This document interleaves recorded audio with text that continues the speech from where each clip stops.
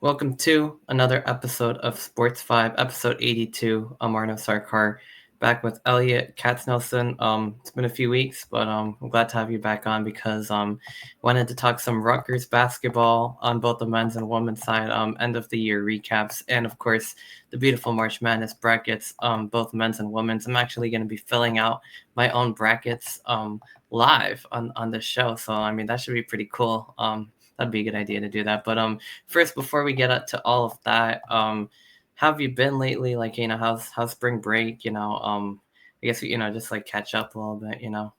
Yeah, everything's all right. Just taking things day by day. During this break, I'll be resting myself, spending time with family, and doing a good amount of studying. Because after the break, there will be some classes that I'll have Right. to make Midterms sure and I stuff. finish strong and pass when we're back on campus. Just got to be ready for that final stretch, and then once that final stretch happens, just go from there. That's all it is. Exactly, man. Yeah. It's gonna be actually this is my last semester on at Rutgers, so I'm gonna be graduating in May, so I'm looking forward to Awesome. that. Any Yeah, but plans after graduation? honestly, I don't really know for sure. I'm trying to go in, majoring in human resources, so I'm trying to get a job or an internship in that. I'm also working on sports writing. I'm trying to put together a proposal for FanSided actually. So hopefully that goes well because I definitely do have a passion for it. And You got this. yeah, I want to write for the Giants actually. So like that, and then maybe broader NFL and college football. We'll see how things go, but hopefully something works out because I've been doing my internship for a little while, and I feel like I have some talent in that area. As much as I love talking, I love putting thoughts on the paper. So yeah, and explaining things to people, to the fans, things that I might not understand at first. Like I like doing the research, giving my own perspectives, and kind of like what we do on the podcast as well. But I mean, that's kind of what it's all about. I feel like, I have a talent for it, so I'll try to apply that. But in the meantime, I mean, yeah, I guess I wanted to start off with us and with the NFL free agency. I did like a long episode with my other friend Shubham on Friday. Kind of a big free agency discussion of all the moves Yeah, that a have to be lot made has and been everything. happening. A lot has happened, but I guess obviously you're a Bills fan, so I mean I wanted to ask you about like Joey Bosa. Obviously big trade to join the Bills from the Chargers. He wanted to compete. I mean, I think the Bills are like a solid team. They were probably a first down measurement away from beating Kansas City. And then obviously the Chiefs got embarrassed in the Super Bowl, and that was kind of frustrating. But in any case, like I mean, do you think this move like pushes the Bills like over the edge? I mean, I know Josh Allen got extended with a huge contract as well. Like, how do you see that move and kind of like whatever else has been going on in like free agency so far? Bosa is definitely a big addition. As long as he stays healthy, he'll do good big things for the Bills, and maybe one more piece on defense too, like a corner would be great. And then yeah, we'll see how the offense does. Yeah, Josh will for be sure. doing his thing. James Cook will do James his Cook. thing. We'll see how the wide receivers are, and yeah, one game at a time. That's the way to go. Yeah, it's a one game at a time season. No, for sure. And same thing with the off season. Off season, it's all about like making moves and getting better. Did want to talk about the Giants a little bit. I mean, it's a whole mess. Like I don't even know, but they made a lot of good moves. To be fair, They're like they got looking for a QB. O line, D line. They got like Chauncey Golston. They re-signed Darius Slayton. They got Paulson Adebo, the corner, the safety Javon Holland. I really like that move a Miami, lot. It's a very good move coming from the AFC East, so you might be familiar a little bit with Miami them from Dolphins. Miami Dolphin on solid safety. Yeah, it's all about the quarterback. I mean, it's just it's a holding pattern because Aaron Rodgers is kind of just waiting it out, and God knows what he's going to do. Is he going to go to Minnesota? Is he going to retire? I mean, I don't know why the Giants Rodgers, I could honestly see him in Pittsburgh in or even the Pittsburgh, right? Giants, but I think I could see him Pittsburgh's doing that too. I don't know, like which one.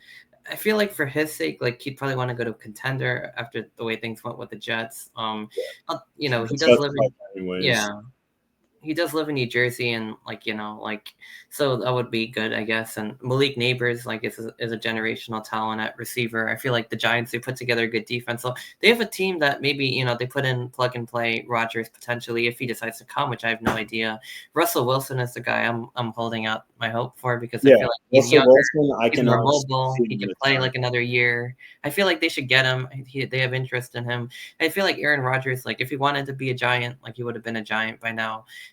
Russell Wilson's shown his interest in becoming a Giant, so I feel like that's where you want to invest your time. But who knows? I mean, we'll see how this goes. I mean, so many options. I mean, if neither of them work, I mean, Joe Flacco's on the market. I heard the Giants are going to be hosting Jameis Winston. So, like, a carousel spinning. We'll get somebody. That's the idea. Hopefully, Russell Wilson, ideally. Joe Flacco's honestly not bad. He's been serving up some heat lately, last few years. And then the other problem is with the draft situation. Like, Yeah, the draft is soon. That day will come fast.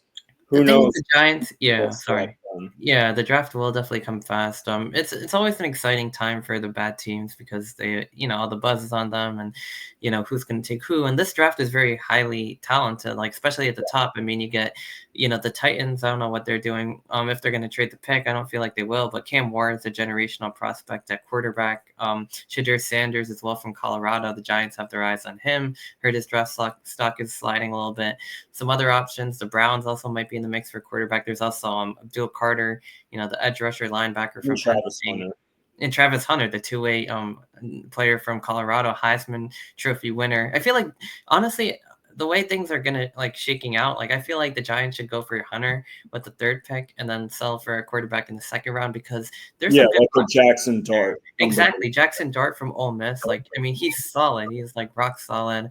He can get you almost as much value as probably a top guy, with the second round.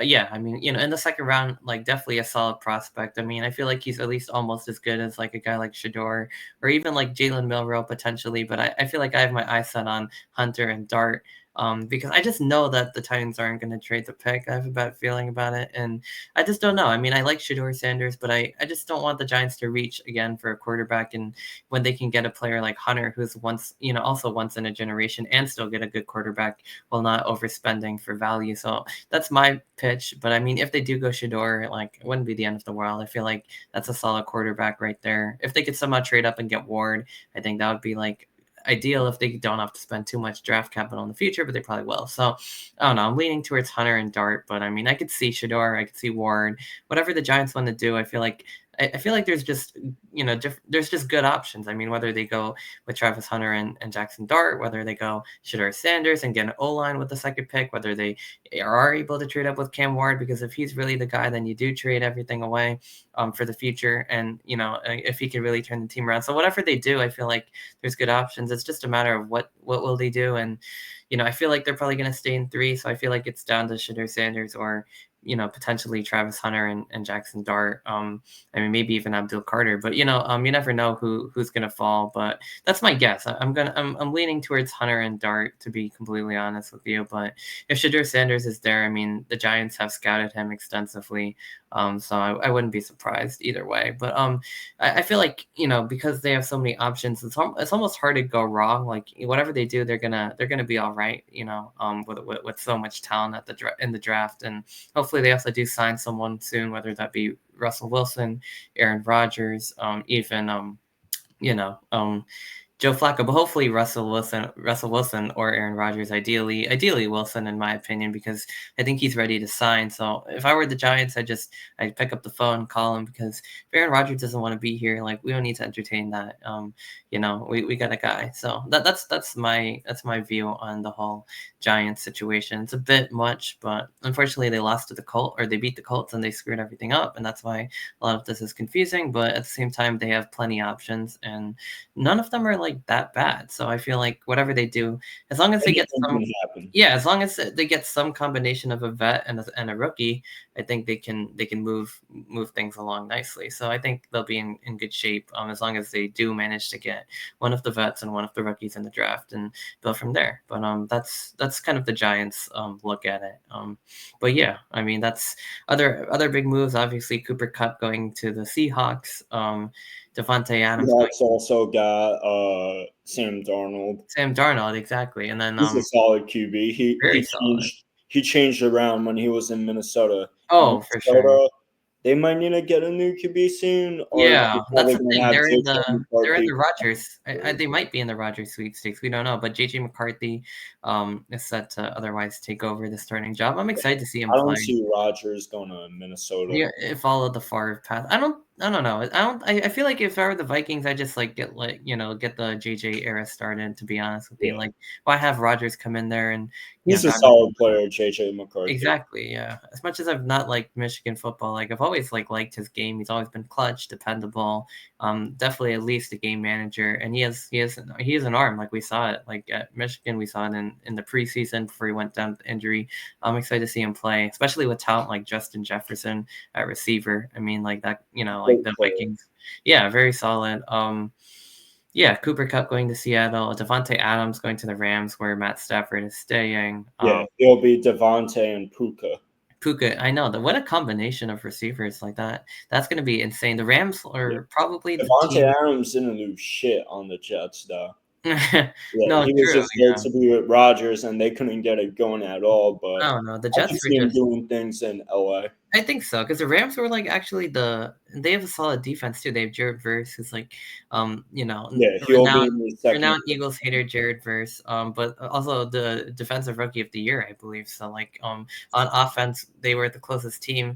They were actually the closest team to beat the Eagles in the playoffs, if you think about it, because the Chiefs got blown out, the Commanders kind of got blown out, the Yeah, Packers, that game was just ugly all around. But the Rams gave them the best fight. They put themselves in a position to win, but unfortunately exactly. The they got Eagles stopped. just had some big runs that game. That's how they were. Yeah, Saquon Barkley's runs, and then when the Rams got the score to stop and almost came back, but then I don't know, Eagles Jalen Carter I think got home on Matt Stafford, so it's what it is. But I feel like the Rams are gonna are gonna be competitive. The Seahawks are gonna be competitive. That NFC West, the Niners are always like this year they had a step back, but They they're weren't that great this year, but yeah, they'll probably be they'll fine. probably be back too with McCaffrey and Kittle, and they're re-signing Juszczyk, I believe. So They they've did looked good. resign Juszczyk. Yeah, they have a strong core, and then the other team, I mean, even the Cardinals, like Murray and Marvin Harrison Jr., they got Yeah, Josh Sweat coming from Philly, so that whole division is going to be like extremely competitive. But most definitely. Max yeah, Melton on Cardinals. oh yeah, Rutgers, D back, of Rutgers course. represent. Yeah, exactly. He's very good too. Like he's a solid corner, but I actually saw him at the last Rutgers basketball home game of the season versus Minnesota last Sunday. I saw oh him and Bo. They were entering through like where I was working around. yeah, no, that's really cool. It actually does remind me there are some like Rutgers draft prospects in going into the draft. I think the main two that we could focus on are Holland Pierce, offensive tackle, 6'8", like I Yeah, forgot how he's a like big his guy. weight, but he's a huge big guy, and I mean that like in the best way because what a generational like blocker. I mean that guy is like I mean swing tackle. I mean he could play both sides of the line. Like he has like a high. I don't even know how high, but I've been seeing him go like in the fourth round in mock drafts, like third, fourth round. I think he has that kind of a grade. Like Yeah, obviously with his size, like what a story! Like coming in as a walk on, and could potentially be he drafted changed as. his whole life around. I know he could A potentially big be team. drafted as high as like the fourth round, maybe even the third. Like That um wouldn't be too bad, honestly, for him. not at all. Yeah, for a Rutgers guy, I mean like 6'8", 341. I mean this guy is like. I mean, it's just insane. Like, I mean, I don't know like where his draft. Yeah, I mean, like I said, I think it's gonna be third or fourth round. With his size. I mean, and then of course Kyle Monangai. I mean, following in the steps Yeah, hopefully of Isaiah second, third Pacheco, round. probably even better at college. Yeah, I've been seeing him like. I feel like he'll probably do like around where Pacheco was, maybe a little bit better. He might be a sixth round, seventh round guy. I feel like he will get drafted. Because I mean his yeah, his he said had the Big Speed. Ten rushing record. I think second and behind Ray Rice, like all time in Rutgers history, if I'm not mistaken. I mean, he's there's so many good running backs in this draft class. I was like looking at the position Ashton rankings. Jeanty. I mean, you got Ashton Genty from Boise State, of course, but like you've got Travion Henderson, and Quinshon Judkins. You have I mean, Bashal too, and you've got Amari Shooting was the Hampton. problem. Yeah, from Virginia Tech. We You got killed Rutgers back 6 months ago almost, but Rutgers was still able to win that game. Yeah, that's why I brought him up because we played him, and we also played Yeah, DJ our Giddens defense from cannot Kansas stop in State. that game. He had 3 touchdowns. Yeah, he was. Yeah, Bayshell too. Yeah, he was the beast. Open field in front of him. Just got Mhm. past everyone and he's wet. Oh yeah, I remember that. Yeah, because their pass game was like really struggling with behind drones, and then he just got going. But that's what I mean. Like Genty, Hampton, Caleb Johnson, Travy, and Quinshon Judkins. I like Ohio State a lot. So but then there's just so many guys on Cam Scadaboo from Arizona State. Yeah, Khalil Mullings. I mean, so many guys. Donovan Edwards is going to the draft. Trevor Etienne. Like all these guys on Power 5 teams that are contributors. Like Phil Maffa. Like if you watch college football, like so many of these names and then, of course, you get to guys like Kyle Monangai, Jaquindon Jackson. I mean, so many different running backs. But, I mean, there's Jaden Blue from Texas. So just so many different guys. It's a very deep draft class in terms of the backs. At quarterback, it's more top heavy. I mean, you got Cam Ward, Shador, Jackson Dart, Quinn Ewers from Texas, solid. yeah, Milrow. And then it kind of falls off a little bit because you have like guys like Riley Leonard, Will Howard, not bad. McCord, Gabriel. There's like a lot of late round value. I mean, if the Giants wait, they could even pick up a guy like Dylan Gabriel like very late, or Will Howard like although he didn't have a great combine. But anyway, I mean, my point is like Rutgers. I mean, I think Monangai is set to be drafted probably late, like fifth, sixth ish, maybe I would say, maybe sixth round. And then Holland Pierce earlier than that. I think he can go as soon as like the third or fourth. But we'll see how that goes. I mean, like I'm excited for the NFL draft. Obviously a big one for yeah. It's the like Giants. 38 days of Big one that. for a couple of Rutgers players as well. We'll see who else. I know they had their pro day recently, and like so they all worked out and everything. But with that being said, let's shift over to basketball. The main topic of this episode, obviously. A lot to talk about. First, while we're here, like, why don't we talk about Rutgers men's basketball? Obviously, the loss to USC in the Big Ten tournament first round went to double overtime. Quite a game. I was watching it, and I was just like, it just always happens that way. That they're always in these overtime games with these teams like Washington and Minnesota and USC, and they could have won, but they lost. Jeremiah Williams missed his free throws, and then there's double over. I don't know. It was just a frustrating, disappointing game, and that kind of represented the season as a whole. Yeah, it was a disappointing season for Rutgers basketball this year. In my first 2 years as a Rutgers student, they went 15-17 in both years Yeah, and lost in the first round of the Big Ten tournament both years. Didn't make the NCAA. NCAA. Yeah, Yeah, it's frustrating. They haven't made it quite like I think the year before I started following, they made it. I think that was the year they lost to Clemson, or they beat Clemson, lost to Houston, and then after that, they just haven't been back. They made it to the first four. They lost to Notre Dame. Then 2 years ago, they got snubbed. But we'll talk about snubs later on in this episode. But yeah. This is kind of like the football team being Rutgers football team being 7-6 in my first 2 years. The first year they won a bowl game, but then the second year they lost a bowl game when they had it won. True, yeah, but I just feel like with this much talent on the roster, obviously, like Wasted season. everyone will be saying the same thing, but it's just wasted season. Dylan and Ace now going to the NBA. I mean, I liked a lot of the mid-major guys at times, but like Yeah, they got their the rate. problems. Yeah, they all Dylan had their problems. Like can't Dirk, make free throws and step it up in big exactly. games. They all, like I mean, He Hayes could also barely turns even the stay in ball over. yeah, they kept turning it over, but And then Ace, he's clumsy with the ball. He turns it over a good amount. He mhm. just be doing dumb things all the time. Yeah, I feel like a lot of them do. Like Hayes, like they couldn't even play him half the time Yeah, because Hayes couldn't make threes. Dirk kept exactly. turning the Durkak was up ball and over. down. Martini was kind of just didn't do a lot Yeah, of he was not making these threes. Same with horrible. Dirk also. Yeah, Akub Akos, was he actually was nice. inconsistent, I'd say. Yeah, Sometimes he towards he the end would of the take season he shots, kind of heated up. He became like the team's sometimes third not. scorer. Yeah, and then but next year, I mean, like they have young guys like Somerville. I really like on the inside. I feel like he could become like a solid Big Ten center. He has the frame Yeah, for I it, got to see him size. steal the ball more, honestly. Yeah, definitely. And then Bryce Dorich, Dylan Grant, I think they're going to be if they can Yeah, keep all Dylan these Grant, I'm guys. looking forward to see what he can do. Yeah, they need to be able to keep all these guys in the portal, and also get some more portal guys because next season, like, Get a you know, center in the portal. That's what Rutgers got to do. yeah, because next season is just going to be, a lot of people want Peichel gone, but I kind of hope he stays. I do like Steve Peichel a lot, but I heard he's getting like rumors for like Villanova, Yeah, stuff I like did see that. that a few hours ago. They It's can very take him, interesting. honestly. If What? I'm being for real, they can take him. Yeah, maybe, yeah.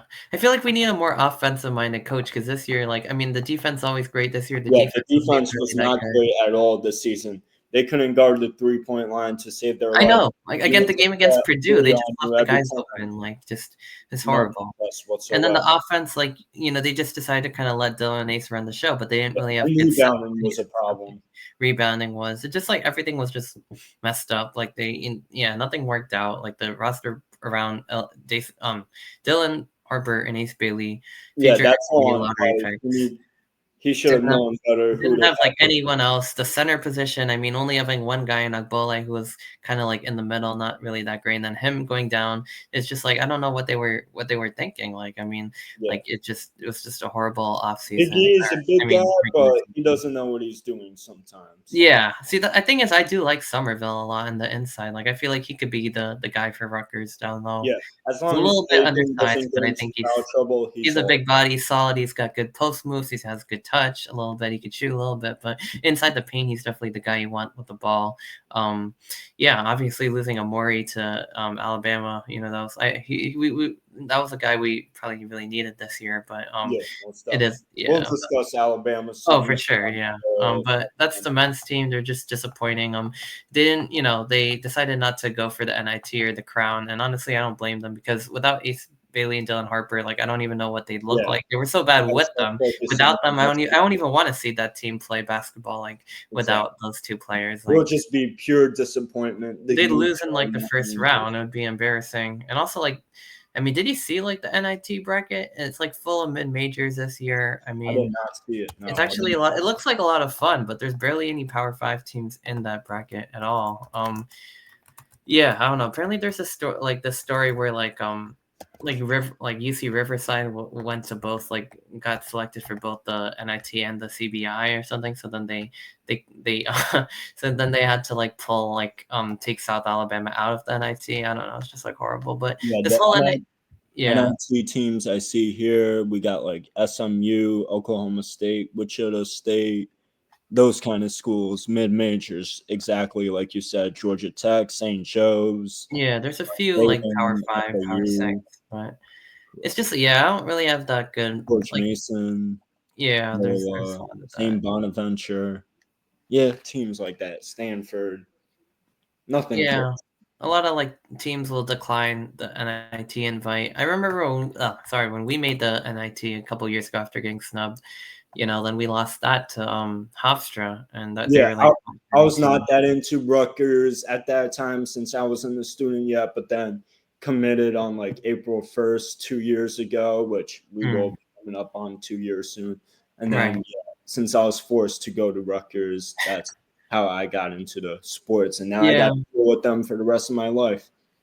Yeah. Yeah. I mean, it's the same here. Like I was just like, yeah, I was like watching the Big Ten, I did go to two Rutgers football games in my youth at SHI. It was called a High Point Solution High Point. Stadium at the Yeah, yeah, time. yeah.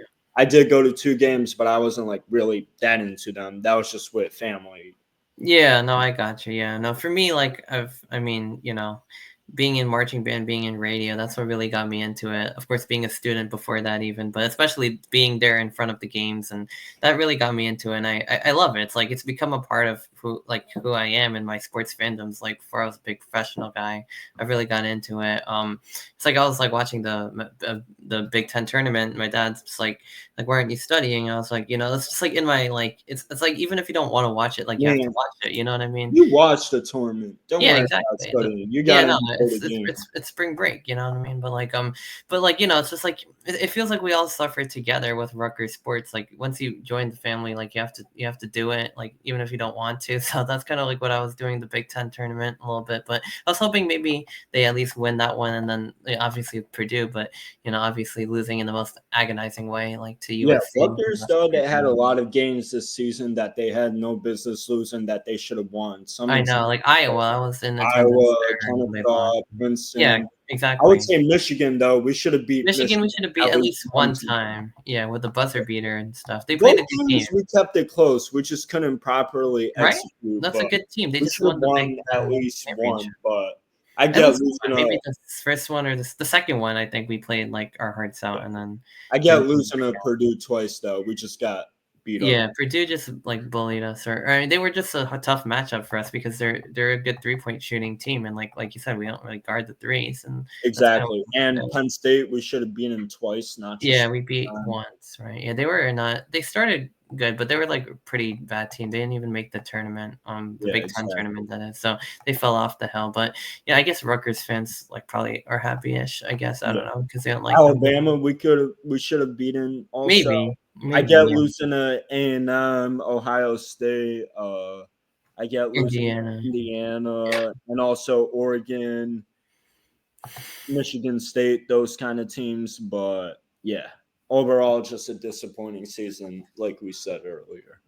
Very disappointing, but it is what it is. I mean, sports happens, like life happens. Exactly. Sometimes things don't work out the way you see Some them. things go your way, some things don't. It's a part. Yeah, it's unfortunate. I just thought there was so much talent around this team, and like it's just like I feel like Rutgers almost does better in the underdog role. Like when like that when the ranked Reapers, like that's almost like where they do really well. Like Steve Pikiel's like made those teams like better than these. Like maybe it's some of I don't know. Maybe they just didn't have the right guys to put around their generational players, and they kind of lost their defensive identity while also not really having such a great offensive identity either. And it's just kind of like, let's just go through two people and we'll just figure it out. And then nothing really It's got got to turned. be a team effort. Can't just Yeah, be it can't two just be two people. It guys can't just or be three one. guys. It's got to be everyone. Everyone's Yeah. got to do their job. And it's like they had their flashes of like, yeah, Dirk Hack does what he could do like at MSG, or like one time, like Yeah, what I mean, like that's the Martini only would good make a games we play, had there, or Cat. yeah, exactly, or Acuff was pretty consistent, but like overall, like the rest of them, Hayes would like hit a shot here and there, but like overall, it was just awful. But I don't really, I think it's good to just move on and turn the page to next year, like the team did. So yeah, I mean, it's good to talk about it, obviously, but shifting over to the women's team, also a disappointing season, 11-19, but they are playing 15. in the postseason in some form. It's the women's NIT tournament. Yeah, I mean, they made the Big Ten tournament. They lost to Nebraska, obviously, in the first round.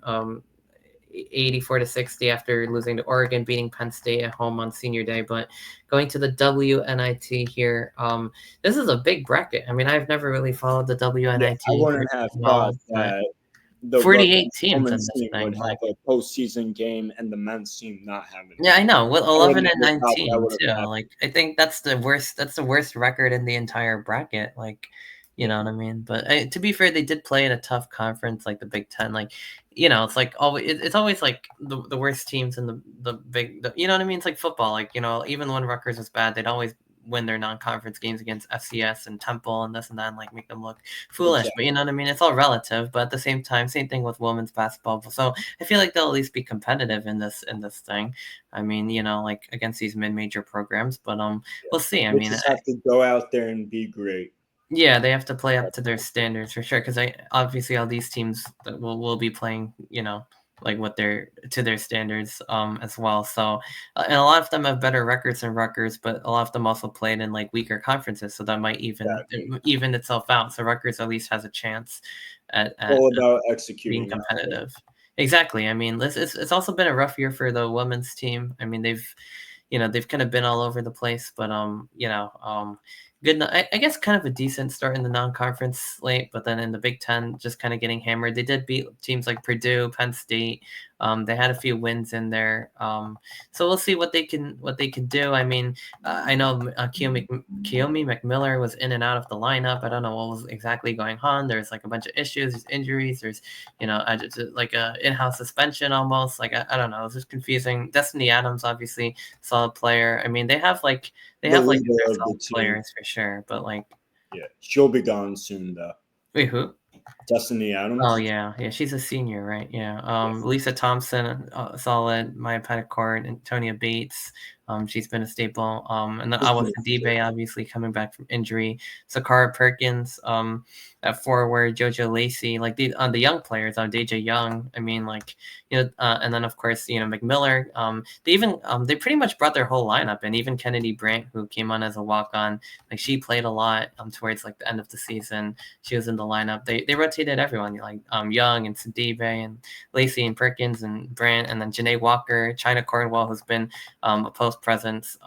She's a grad student, so I guess she's also going to be moving on to future ambitions. But yeah, I mean, kind of a disappointing-ish season. They did squeak into the Big Ten tournament, and they do get postseason play. So winner of Army and Bryant. I don't know how good those teams are. Like I said, they have better records, but I don't know how it all compares. But we'll see. I mean, I don't know if that game's gonna be a home game at Rutgers or what the plan is, but or it might be. I'm not I really think too it's sure. at JMA. Yeah. Oh, cool. So a little home game at Rutgers. Yeah, I mean, this is a giant bracket. I mean, this is like bigger. This is like a 48 team, like it's almost like a mini like WNBA.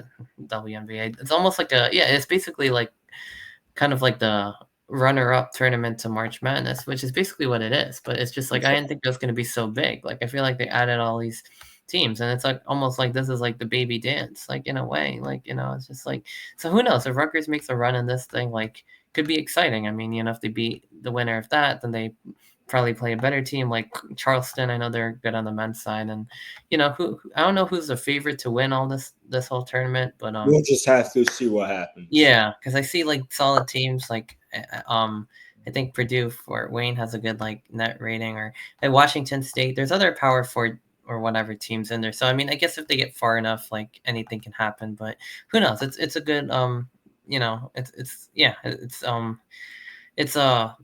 it's a good life for the Scarlet Knights. Looks like it will be a home game too. So that first one at least, and then it should be a good time, I guess.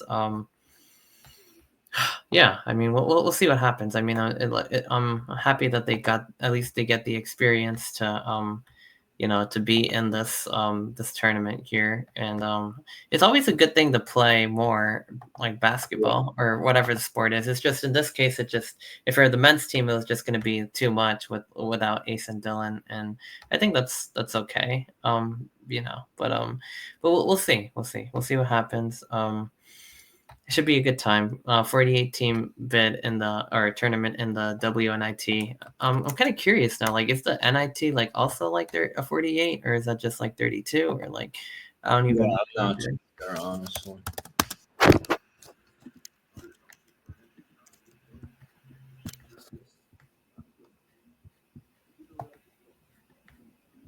No, it's a 32. The men's is a 32 team tournament.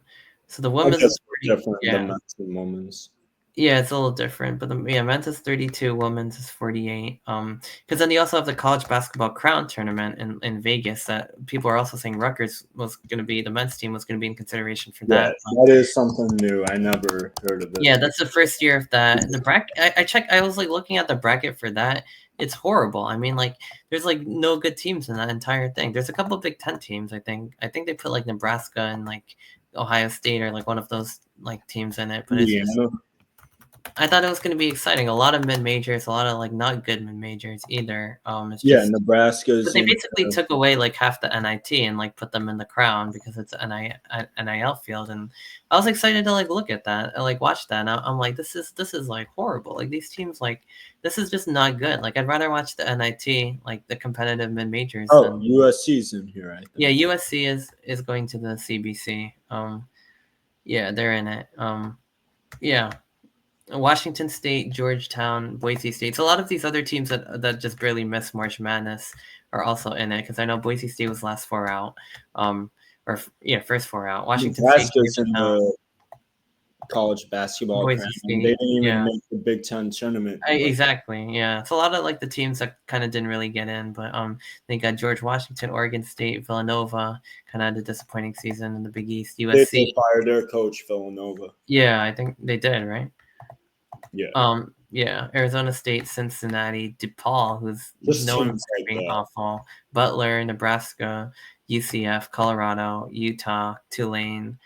Oh, I mean, it's not horrible, but it's just like I just don't like it's. I thought they were gonna put like the best teams who didn't make the March Madness into that thing, and now I'm wondering what we're doing here. Like it's just like like I don't want to see like I don't know. It is what it is, I guess. But anyway, that's the crown. The NIT. We'll There, just there's have to see what yeah, we'll happens. have to see what happens. I mean, the NIT should be good, and there's like teams like UC, Irvine, San Francisco, SMU, Dayton. They basically, yeah, I don't know. It's like they kind of split like kind of the two between the two brackets. Like whoever didn't go to the NIT, I guess, is going to the other one. So it's just both of them are kind of like deflated. But I feel like kind of watching. I feel like the NIT is probably better. But of course, what's the most important is not the NIT or the Crown or the CBI or Rutgers basketball. As much as I love them, right now, conversation is March Madness. Somehow we've made it 35 minutes without talking about that, but we have to talk about that, obviously, because that's the big priority this week. So like I said, I was going to fill out the brackets on, I guess, on the air in a way or whatever, but I guess just some talking points about the men's we'll start with that, and then maybe I guess we could do the women's one after. I guess I think that would make sense. But a lot of some talking points, a lot of SEC teams, 14 out of 16 in 14. the dance, which is a lot. I mean, Definitely. I don't even know if I really agree with that, but it was a good league this year, obviously. But I mean, that much better. Basically, they had a lot of the teams had a really good non-conference, and then in the conference, obviously, like they all play each other, so some of them struggle, but overall, their records still like were good enough, I guess. So imagine being like one of the two teams who like didn't make it in the SEC after all. That would be kind of funny. But I think they got NIT bids and they like declined it too. So Yeah, but South anyway, Carolina, for example. yeah, South Carolina and LSU, they declined their NIT bids. But that's what I mean. It's just like it's the not invited tournament. Like, you know what I mean? Like I'd hate like to be like doing the NIT, but I know it's like a good thing kind of. But like Seton Hall like made a good use of it. They won the whole thing last year And after then they had a bad season they this had year. a horrible And they season. nearly beat Rutgers. They did, Rutgers and they beat UConn too, actually. So they did. I was That's happy very to see true. that. That was hilarious. But other than that, Indiana State, who missed out on March Madness, they a lot of people said they should have been that large. They went to the finals in the NIT, so it could be a good thing. It's just like sometimes when it's like you lose like the way Rutgers did, it's just like not good. I don't know. Obviously, it's like a team, it's a thing that you don't really want to be associated with, but if you are, then like it's a way to play forward for a title if you don't make the big dance. It's like a consolation prize, so whether you want it or not, up to you. But 14 out of 16 SEC teams. UNC, I think the team that we should really focus on, because obviously they went 1-12 in Q1 games or quad one games, and a lot of people said they shouldn't have made it, and I totally agree. I mean, especially after they lost to Duke for the Yeah, third it seems time. like West Virginia, West Ohio Virginia got State, snubbed. Indiana, Ohio they all State got probably got, wrecked. yeah, they all got snubbed. Yeah. Yes, I mean Ohio State's like debatable, but Indiana, like with a 19-13 record, I think they should have been in for sure. Better Q1 record.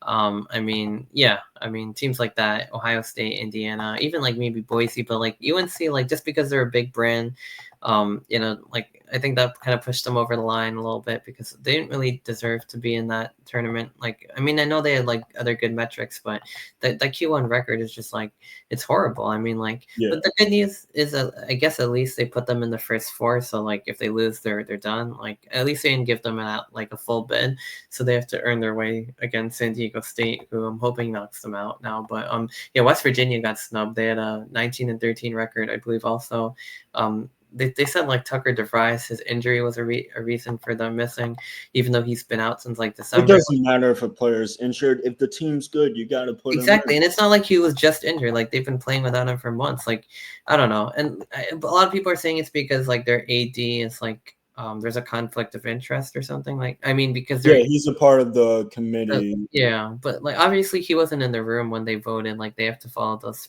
protocols, which I'm sure they did. But it's just like you think that he has some influence on the decision, like So it's one of those Yeah. things. It's like a little fishy because he could still talk to other like the members individually, and he also got a bonus because UNC like made the tournament.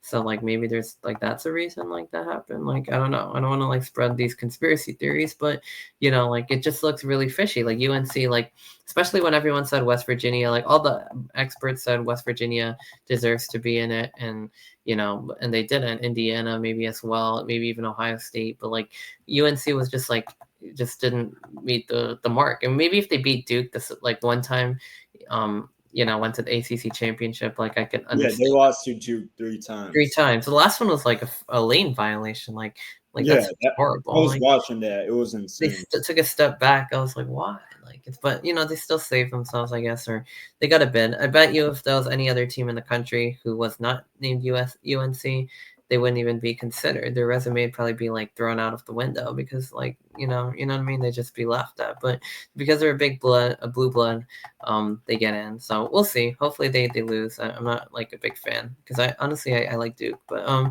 yeah, but Yeah, you know. UNC they'll be playing San Diego State. Yeah, not too many years, 2 years ago, they made a run to the national championship game. They did.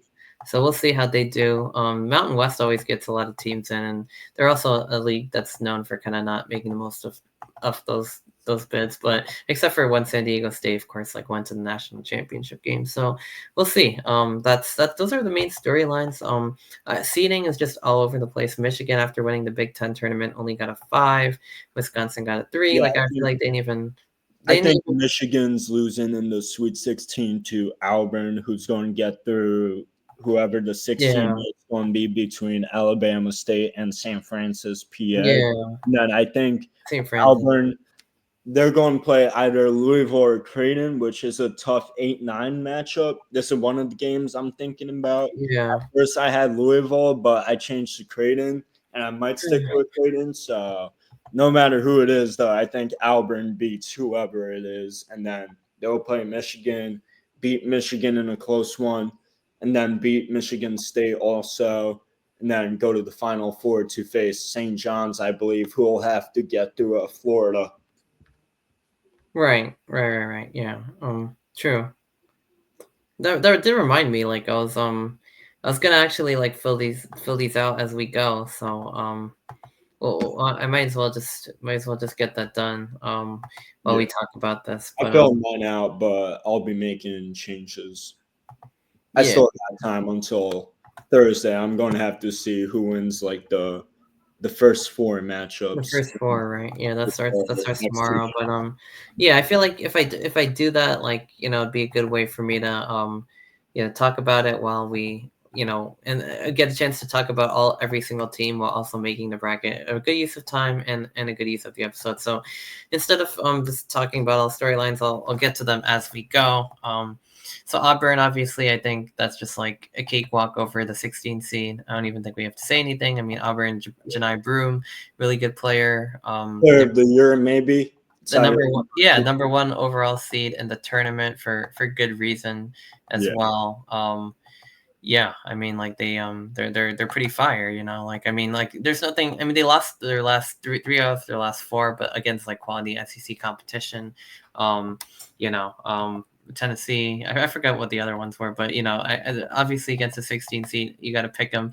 I don't think they're the type that are going to get like upset like that. The 8-9 Louisville versus Creighton. Louisville, I feel like underseeded. After going to the ACC championship game. Creighton's a 9. To the Big Yeah, East I Championship feel like game. Louisville definitely I think got underseeded. They were one of the best teams in the entire ACC. Creighton hasn't been that great in the Big East Championship games. I think they were like 0-5 in them games lately. Yeah, I feel like Creighton's struggled like a little bit. I think I'll go Louisville over I'm here. still thinking about it, but I got time. Yeah, for sure. Next one, this one's a big one. Michigan versus UC San Diego. The Tritons making March Madness for their first year that they're eligible. I think 5th year in D1. I mean, they've just been rolling through their slate. A lot of people wanted a two-bit Big West. Unfortunately, didn't happen. But UC San Diego, 30-4, 18-2 in conference, defeated UC Irvine 75-61. They've been dominant, and this is a very interesting matchup because they might keep it close, but they might. see I don't Michigan know. winning. Yeah, I mean, Michigan has a couple 7-footers. Golden Wolf. Yeah, Golden and Wolf. But I don't know. I mean, I really like this match up because apparently Michigan's turned the ball over the most in the country or something like that, or one of them, and UC San Diego's like actually taking advantage of turnovers a lot, and I feel like some upsets are bound to happen. So for the sake of the bracket, I'm gonna put UC San Diego in there as the upset. There's been a trend of the Big Ten championship winner falling, and Yeah, UC San Diego only a 2.5 point underdog. I feel like that's an upset ripe to happen. I really do hope it does too. But either I way, got I an mean, upset for you. what? Yale over Texas A&M. I Yeah. see See, that happening. do you think both will happen at the same time? Like that's like Probably not. No. see, that's like hard because like I would Hard. Yale, they also upset Auburn last year, so that's like I don't know. So like, that's the thing. You don't know which upset's gonna happen, and I don't want to like put 12 and 13 on the same. Like it's like frustrating. I don't know. I mean, I feel like Yale could win, but A&M's been really good, like as we've seen. Yeah, Like A&M has been a good team, but I'm gonna put A&M, but against UC San Diego. Ole Miss I think beats the winner of San Diego State and yeah, UNC. if it's UNC beating San Diego State, UNC might have a chance. I'll just have to see what happens after that game. But Yeah. if San Diego State wins, I think Ole Miss would beat them. Yeah, probably. Yeah, probably. I feel like Ole Miss. I feel like UNC is not really that good though. Like I feel like either way, Ole Miss wins that one. That's the thing. Like you don't know which upsets are gonna happen, but the 12-5 is always like the one Exactly. where they It's do. all unpredictable. Yeah, so I don't know who if A&M is gonna win or Yale. But I can't pick. I feel like picking both of the upsets in the same thing would just be a little too much, and so that's why I'm gonna go UC San Diego and then A&M. But I'm gonna pick Iowa State over Lipscomb. Don't see that upset happening. I don't really know too much about Lipscomb, but I know Iowa State had a good season. Marquette versus New Mexico. I I think got I'm gonna. Marquette. Yeah, they're a good Big East team. I mean, New Mexico also solid team, I guess. Yeah, I mean, pretty good team, but like I mean, like I don't know. I feel like Marquette's like even better than that. Yeah, I mean, it could be an upset, but Michigan State versus Bryant, one of the best Big Ten teams here, Michigan State. I feel like Bryant. I mean, obviously they won the America East, but this is like a whole different level of competition. I'm gonna go MSU. I feel like they have potential of making a deep run, so we'll see how that plays out. And then now going over to the West region, Florida taking on Norfolk State. I don't I even got think that's Florida. yeah. It would be funny if I was like, no, I'm taking Norfolk State. But like Florida Yeah, looks hot. Florida is going to make a big The run way for their offense is playing right now and their defense, I mean, like, yeah, they're gonna make a deep run. They're lights out. They put like 100 against Alabama. They're just Norfolk State's Oh gonna yeah, get in the blasted. Like, SEC I mean, semifinal. they're like dominating these like SEC teams right now. I mean, this is gonna be a shock to Norfolk State's system. Might be a good team in their league, but doesn't even compare. Give me Florida, UConn versus OU, Oklahoma. I Like I got said, UConn just yeah, because they've a million won the SEC last teams. 2 years. Yeah, Exactly, championship medal. I don't think they're gonna win this year. They're not quite that yeah, good. they're going to beat Oklahoma, but then they're going to lose to Florida after that, in my opinion. Yeah, that's pretty much what's because Oklahoma only had a 6-12 conference record. But a 20-13 overall record. 13-0 in the non-conference. But yeah, UConn going for their third straight natty. I don't think they're gonna get it, but I do think they beat OU. Memphis versus Colorado State. This is an interesting. Colorado State can easily take it, but as of You now, think I so? got Memphis. Yeah, I don't get why are people saying that why is Memphis an underdog in this game? This is like I don't really get that. Like Memphis is one of the best mid-major teams in the entire nation. Like they're Definitely. They 29 and did 5. lose some games, though. They did lose. They're 29 and Happened 5, to every 16 team. and 2. Colorado State's 25 and 9, 16 and 4 in conference. Are they the MWC champions? Again, like all these 5-12 games are hard to pick, but I can't pick against Memphis, just not yet. They're very good, a very very good team. Probably one of the best mid majors in all of the country. I'm gonna pick them. Get if that's if they're the betting underdogs, it feels like free money. But Maryland taking on Grand Canyon. Grand Yeah, I think Canyon's I like got one of the Maryland. I yeah got Maryland going to the Sweet 16 where they'll lose to Florida. Maryland. He said. Yeah, they'll Yeah. beat Grand Canyon. They'll beat Memphis or Colorado Is State. Grand Whoever. Canyon one of those? I believe they upset somebody last year. I forgot who, but they had a little bit of a run. Grand Canyon. They're like a fun team, and shout out to their women's team too behind their coach. I forgot what her name is, like Molly something. But they also made March Madness, but their men's team as well. But give me the Terps. to end that one. I don't feel like GCU is quite as good this year. This one, 6-11. You might have Drake winning this one. Not gonna lie. Yeah, yeah, Molly Miller, right? She's getting like Livy Dunn like looks comparisons. Have you seen that? Like, I have not. No. yeah, you should look that up when you get the chance. But we'll talk about their women's team because they're also very very good on the women's side. But their bid's probably gonna end because they play Baylor in the first round. Or Grand Canyon.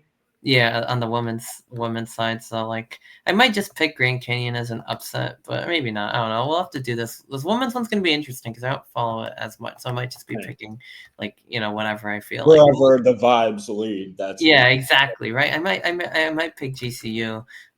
You know, yeah, to get an upset or two. But we'll save that for later on this episode, because we still got to finish this men's bracket. But Mizzou taking on Drake. Drake is one of the best mid-major teams in the country. A 30-3 record. In the MVC last year, they prevented Indiana State from making it. This year, they might be just about as good, maybe even better. Mizzou, another SEC team, solid. I mean, 22-11, 10-8 conference. But I really want to pick Drake because like this record is outstanding. I feel like we're gonna have to see some upsets here. Give me Drake, 11/6. Texas Tech over UNC Wilmington. I got Texas Tech. Yeah, I don't even know. Like, I mean, sure, like the 27-7, that all looks good, but I mean, you have to remember this is like a different level of competition. Exactly. Give me Texas Tech. Kansas versus Arkansas might be the game of the first round. Calipari versus Kansas. We've seen. I know. So Bill Self, versus a Calipari. I mean, this is going to be. I thought it was Kentucky versus Arkansas, and I was like, I was like, never mind. No, it's Kansas, Arkansas. Yeah, Kentucky's in the SEC Midwest region. Yeah. Right. Yeah, that would not be possible because they're both SEC teams. But either way, Kansas versus Arkansas, a battle. I think I got Kansas taking this one, but then we'll see though. I don't know. I feel like Kansas is a little bit of a. That'll be a good game. Yeah. The second round game will be because man, I don't know. Like I don't know because this is Kansas is a little bit down. I mean, they're 21-12, 11-9 conference. Yeah, not the best season for 20-13, 8-10, but under Coach Cal, I mean, they finished well. I don't know. Yeah, Arkansas, it was just Cal's first year, so yeah, I feel like I'm gonna give Arkansas the upset win because Coach Cal, like they've been on a good win streak at the end of the year. They've kind of heated up lately. Kansas kind of a little bit down, so I'm gonna go with the upset here. And then finally, St. John's versus Omaha. Omaha again, like a good mid-major team.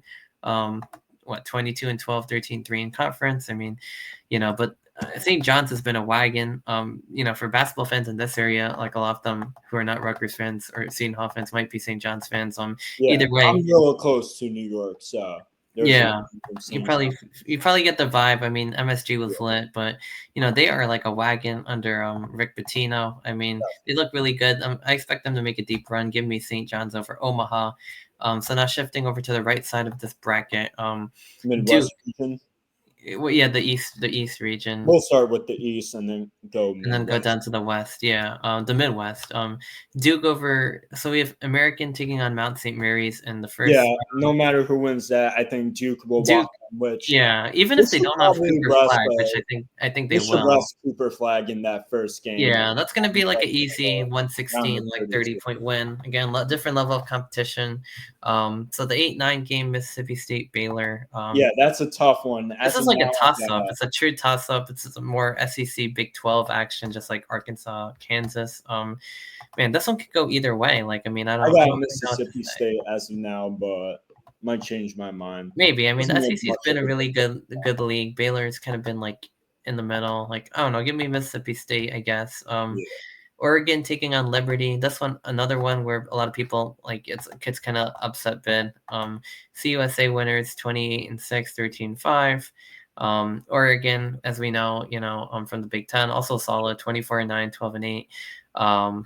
Man, I don't know. I mean, they're a good team. Like we've seen them. Like they've played well in tournament situations, like even the Players era, like a 7-game win streak.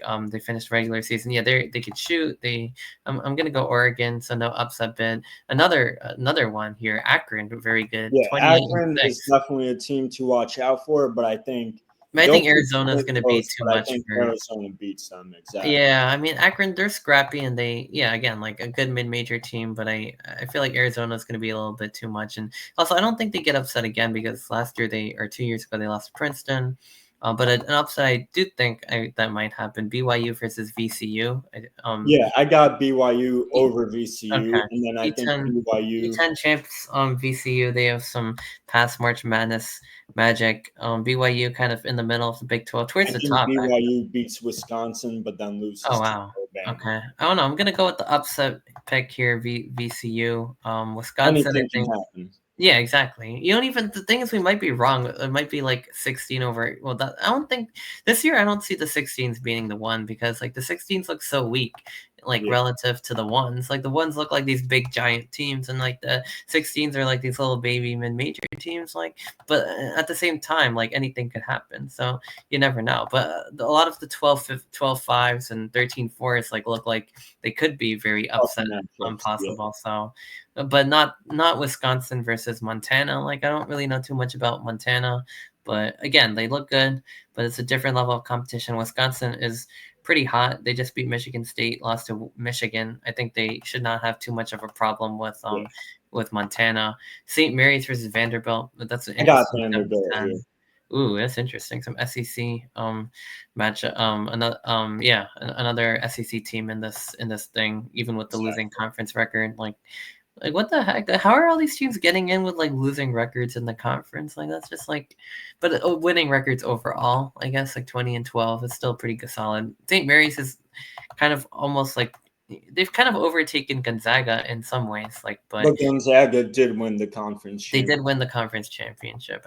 Yeah, that's true. But I think St. Mary's is better than Vanderbilt at least. We'll I get hope to so. Gonzaga soon, though. They're in the Midwest region. Yeah, I like Gonzaga a lot, but yeah, St. Mary's has kind of become like one of those teams you see in the tournament. And this year they've had a very good year, 28-5, 17-1. Oh yeah, they lost to Grand Canyon last year. That's right.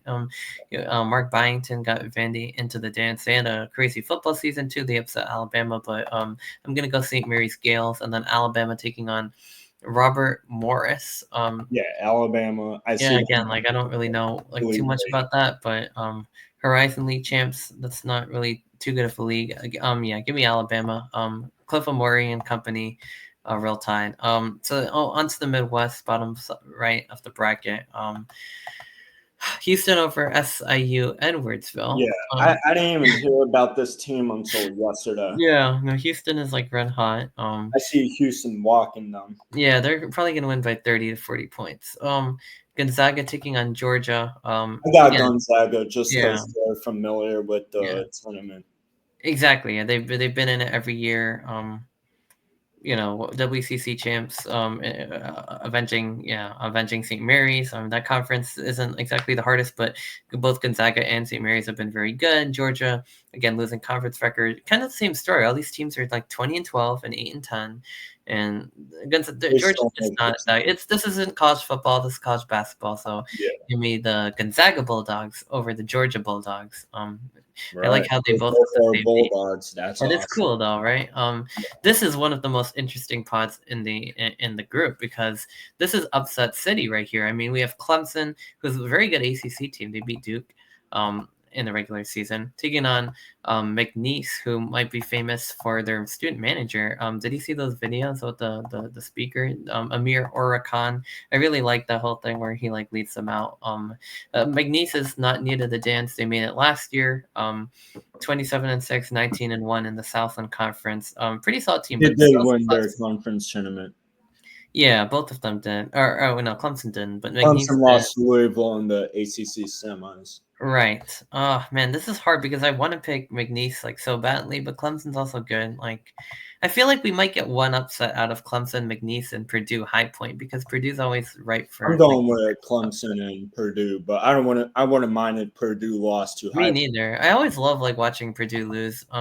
Since we're having fun, I'm gonna go like McNeese and High Point. I know I said I wasn't gonna do this the I two did upsets put in one Clemson and pot. Purdue, but Maybe one. Good It's probably luck. gonna be one or the other. It's just like I don't know. I feel like Clemson's like a legit team though. I feel like they're not Yeah, gonna mess around and lose to like as good as McNeese has been. Like I feel like they beat Duke in the regular season. Like I don't see them like losing to like a mid major team as good as McNeese has been. So I love McNeese a lot. Shout out Amir Khan, but I mean, give me Clemson, give me High Point because I want to see some madness. I want to see Purdue lose again because it's funny, but. Will that actually happen? Not sure, but Purdue's also kind of been slipping and sliding just a little bit, but they're still a definitely. very solid team. So we'll see. I mean, I just I want to think that one of the two upsets are going to happen. I don't know which one though. Like that's the problem. It could be both, but I don't know. It's just like this is supposed to be the realistic bracket, so I'm probably gonna like make some other ones that like fit all my like my needs, I guess. But Right. for the sake of this, I'm gonna go Clemson and High Point. I don't know why. I just feel like Purdue like slips up for some reason because like they usually do, and I don't know. We'll see, but I don't think Clemson does. I feel like Clemson isn't gonna mess up like that. That's my prediction. Illinois taking on the winner of Texas Xavier, which is a play-in game. The other the other 11 seed play-in game. Yeah, I Um, got Illinois winning. yeah, I think Illinois, like we've seen them in the Big Ten. They're a solid team, and these two other ones are bubble teams. I mean, they aren't really, they're on the bubble for a reason. So give me the Illini. Kentucky taking on Troy. I got Kentucky, but I Yeah, do remember from last year when right. Kentucky was a 3 also, and they were playing Oakland, I think it was. Oakland, yes. I Jack had Golke. Kentucky going all the way to the final to lose to You're right. UConn, and boom, Kentucky lost in the first round, and I was like, yeah, bracket busted. I Yeah, remember shout watching. out Jack Golke and Oakland for playing that one off. But this year, I think Kentucky they look good, so I think I'm gonna hopefully they don't get upset by Troy. But if they do, more fun for March Madness. But I don't think they're gonna make that mistake twice in a row. UCLA taking on Utah State. I I could see got an Utah upset State here. with the upset. Yeah, see that UCLA's been up and down. They've been a little uneven, but Yeah, Utah State's been like a solid mid-major or Mountain West team. Yeah, you know what? I'm gonna go Utah State as well.